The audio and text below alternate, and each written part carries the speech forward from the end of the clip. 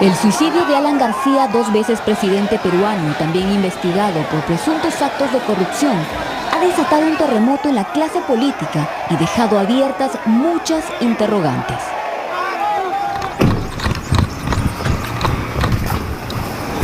Desde el miércoles de su muerte hasta hoy, se han generado todo tipo de teorías sobre cómo se dio el allanamiento y protocolo de detención que terminó con el expresidente gatillando una de sus armas contra sí mismo, encerrado en su habitación. Lo que yo digo es que si se hubieran utilizado los protocolos usuales para este tipo de diligencias, sin arbitrariedades, sin engaños, sin pretendiendo sorprender, probablemente la situación hubiera sido distinta y hubiéramos podido evitar una tragedia como el día de hoy. Se ha buscado directamente responsabilizar a quienes comandaron el allanamiento de haber fallado en impedir el fatal disparo. Se habla de protocolos fiscales y policiales errados.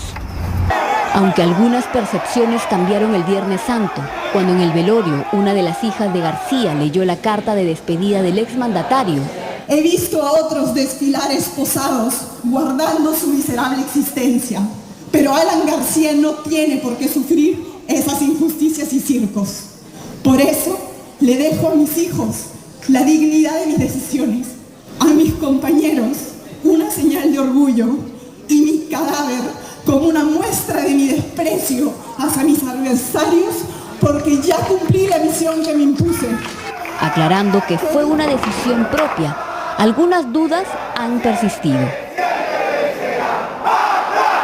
Este programa intentará responder algunas de ellas. ¿Cómo actuó realmente la Fiscalía y los agentes de la División de Alta Complejidad de la Policía DIVIAC? ¿Existe un protocolo o manual específico? ¿Cuál fue la mecánica usada durante el allanamiento? ¿Pudieron realmente hacer algo los agentes para evitar el suicidio? Primero tengo que lamentar esta muerte.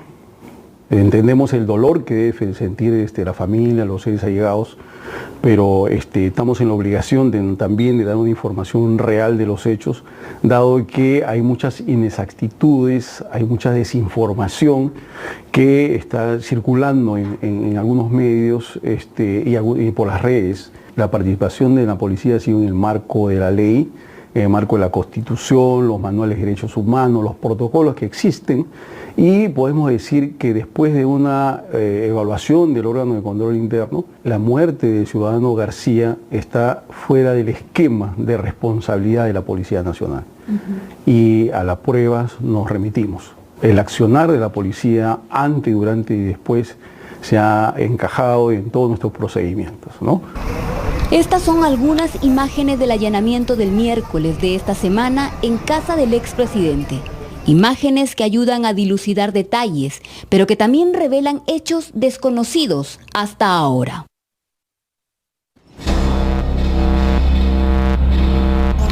La orden de allanamiento con descerraje de bienes inmuebles y la detención preliminar de Alan García y otros 7 investigados en el caso Lavajato se emitió el martes por la noche. En estas imágenes vemos llegar a la casa en Miraflores, apenas comenzado el miércoles, a los agentes de la División de Alta Complejidad junto al fiscal adjunto Henry Amenábar, parte del equipo especial. Tocan el intercomunicador de la casa de García y el fiscal se identifica ante la trabajadora Ana Verástegui, quien responde.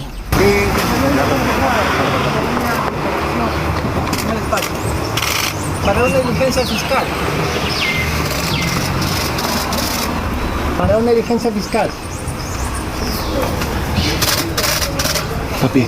Tiene que abrir la puerta, sí. Papi, no veo. El fiscal lleva la orden judicial en la mano. Terminamos la diligencia. Por favor. Vamos a ejecutar una medida judicial.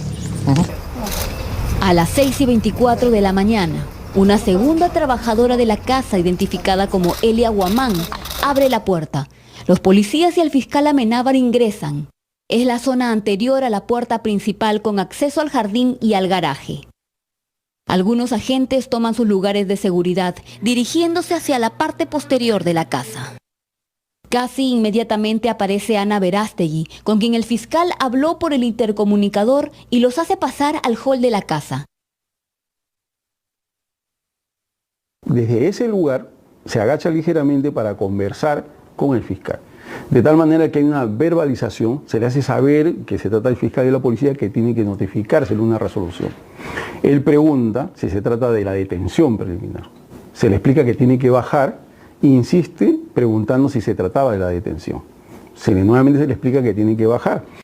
Acto seguido parece tomar aire y mientras no deja de mirar al fiscal y a la gente que ya empieza a acercarse al pie de la escalera, sube hasta el segundo piso. Abarca 2 peldaños por paso y se pierde de vista rápidamente. Casi de inmediato, 6:31 de la mañana.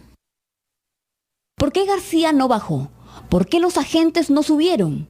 Primero, según la policía, se sabía por inteligencia que García tenía varias armas registradas en su CAMEC. 5 aparecen como robadas y 4 en posesión, de las cuales 3 eran pistolas, una Star, Baikal y Bull. Además, un revólver Colt. Esto sumado al hecho de que ya había evadido su detención en 1992 tras el golpe del 5 de abril y su más reciente intento de asilo en la embajada uruguaya, podía significar que esta vez podría ser una detención complicada e impredecible. Todo esto dibujaba un riesgo latente frente a la intervención. Entonces, luego de un estudio pormenorizado con el plan de operaciones, la policía decide intervenir, ¿no?, de una forma, digamos, progresiva, de una manera diferenciada, verbalizando. Para no generar peligro, se opta por plantear métodos persuasivos y escalar de menos a más en el uso de la violencia. Era además un hombre de 69 años, un expresidente. Al dejar ingresar voluntariamente a los agentes y al fiscal, se hablaba ya de un nivel de colaboración. Pero es aquí, al aparecer Alan García en el rellano de la escalera, donde un detalle desconocido hasta ahora se hace visible. Durante 23 segundos aproximadamente, Alan García se mostró colaborador. Mientras se agacha para hablar con el fiscal, se delinea un bulto en el bolsillo derecho del pantalón. Se percata de que uno de los agentes DIVIAC sube las escaleras para detenerlo. García gira hacia su derecha, se lleva la mano al pecho y parece tomar aire, mirando hacia su habitación. Según dijo en ese momento para hablar con su abogado, cuando el expresidente empieza a subir los escalones, extrae del bolsillo derecho su revólver y sube las escaleras a tramos largos. El arma empuñada es visible por solo un segundo.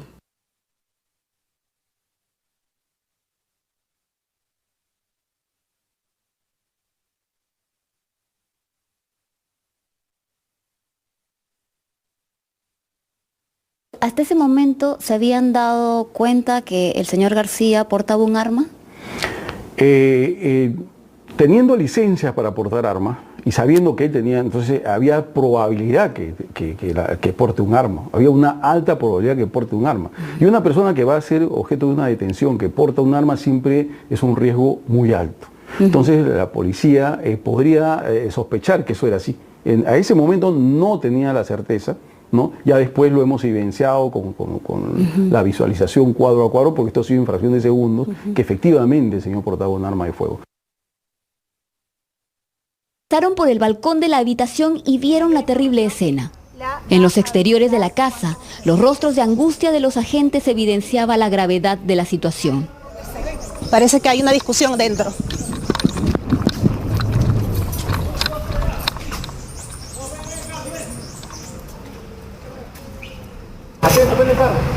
Van a salir en un vehículo, al parecer lo que sale justamente un vehículo. Perdón, voy a cruzar.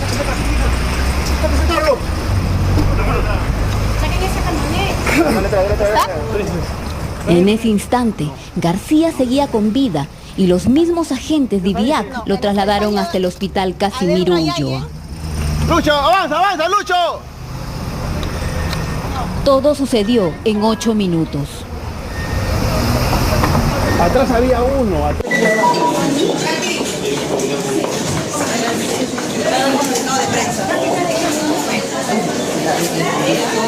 El señor expresidente Alan García se encuentra en este momento en sala de operaciones siendo intervenido quirúrgicamente por neurocirujanos, médicos intensivistas, neurólogos La situación es muy crítica, es muy grave. ¿Pudieron evitar los agentes que el expresidente se disparara? Una intervención en una escalera, ¿no?, es la intervención es más difícil y más complicada para cualquier policía o fuerza del orden. Es donde menos se recomienda intervenir en una escalera. Eso tiene que ser con mucha pausa, con mucho control. De pronto hay gente que se equivoca, es decir, lo debieron aprender, agarrar, pero eso los procedimientos y las normas no lo aconsejan. Es lo menos aconsejable, intervenir en una escalera y menos en esas condiciones. Y ahora lo ratificamos que fue la mejor forma de acción. Si el policía hubiera actuado usando, digamos, a una fuerza que estaba más de lo previsto, hubiera de repente en estos momentos estar lamentando, ¿no?, un daño mayor, como ya he mencionado.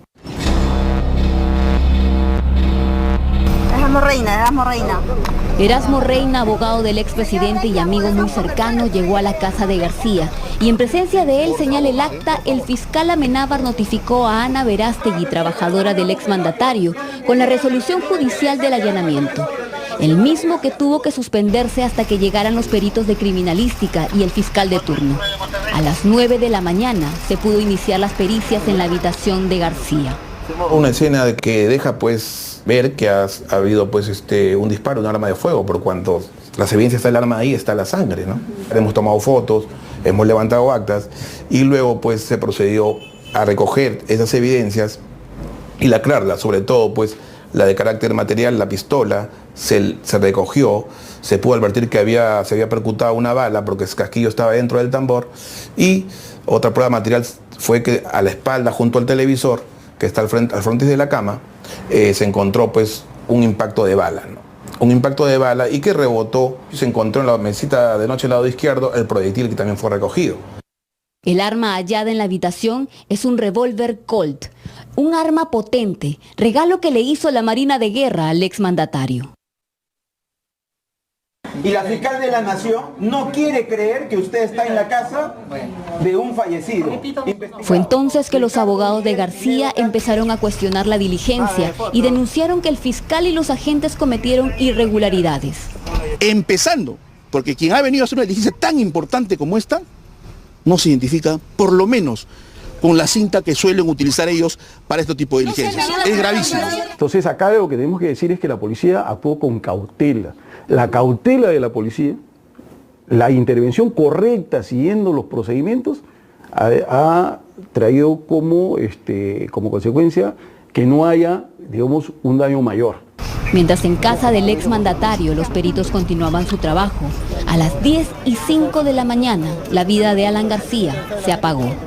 Ha fallecido Alan García. ¡Viva el APRA! Confirma en este momento ¡Viva el Perú! que fallecido el presidente Alan ¡Viva el Perú democrático y sin abusos!